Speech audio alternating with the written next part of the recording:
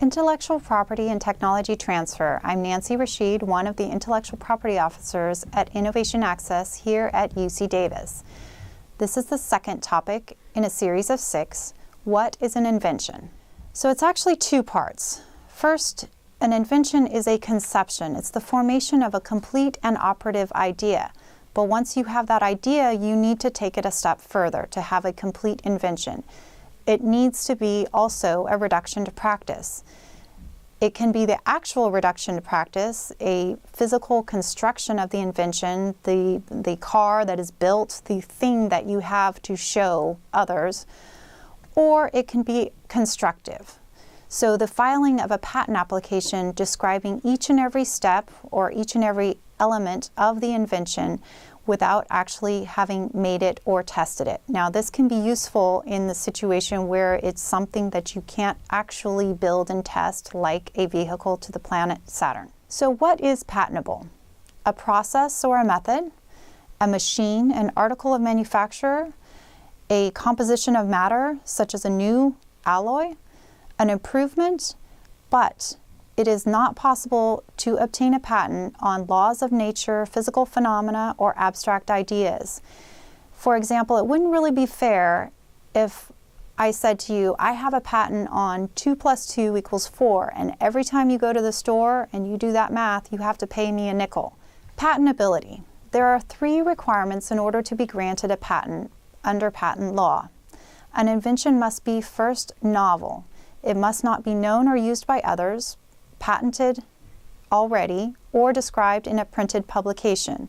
Again, here we hit the digital age and technology catching up with patent law, or vice versa. Printed publication, what does that mean? Well, it does include sharing information online, YouTube videos, other places where you have shared information about your invention or it has been already described by others, means that it is no longer novel and not available for patenting. Now, the second requirement is that an invention needs to be useful. It must have a legal and moral use.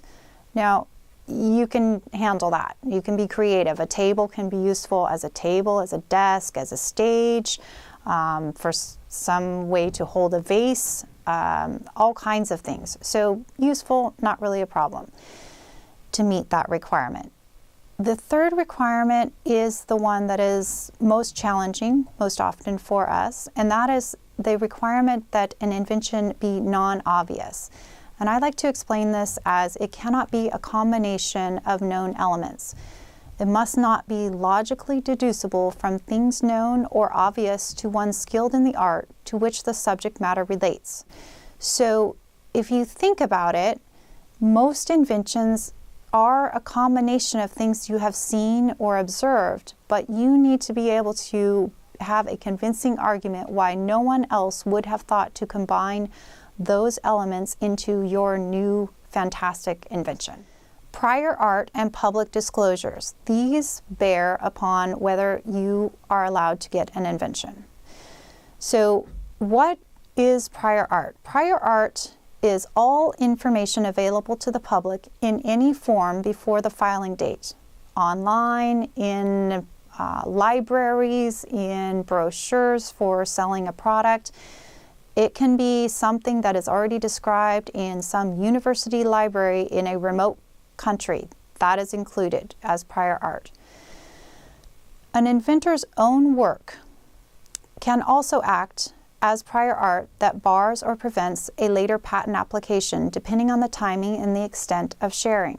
There is a U.S. exception, and we like to be very careful in explaining this because it is in the U.S. only. There is a 1-year grace period where the inventor has up to 1 year from making a first public disclosure to file a patent application at the U.S. Patent Office.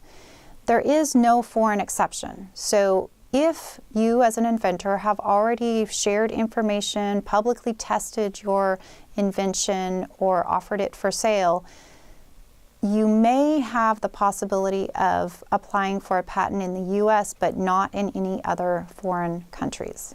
So how about some fun stuff? Let's look at an example patent. Now, This is for a marshmallow system. As you can see, this sample cover page of an actual patent, it has the patent number 6 million, and it was issued or granted in October of 2004. It's a single inventor, Mr. Miles Biggs.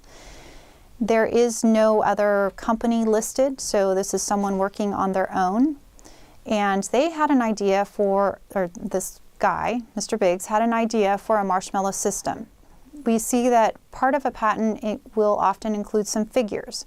So here, Mr. Biggs has drawn a marshmallow with a bore, a hollowed area drawn out. Therein to receive a block of chocolate. And another figure shows that marshmallow and chocolate composite being smushed between two substrates. So in addition to the figures in a patent, you would have a written description, very detailed description of what is the invention.